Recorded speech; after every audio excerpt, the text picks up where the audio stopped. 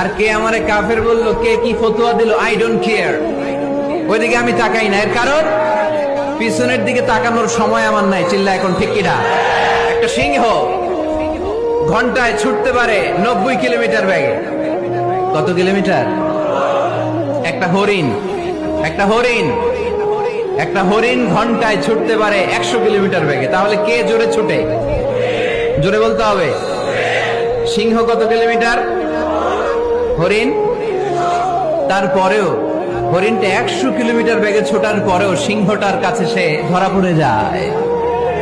এর কারণ সিংহ যখন ধরার জন্য ছোটে সে শুধু সামনে তাকায়, সে পিছনে তাকায় না। আর হরিণ 100 কিলোমিটার বেগে ছোটার পরেও সে ধরা খেয়ে যাবার ভয়ে বারবার পিছনে তাকায়। আর পিছনে তাকার কারণে ওর গতিটা স্লো হয়ে যায়, আর সিংহের হাতে বধ হয়ে যায়। পিছনে তাকাবার সময় আমাদের নাই। চিল্লায় বলো ঠিক কিনা? আমরা অহংকার শিখি নাই, আমরা হিংসা শিখি নাই, আমাদের বুকে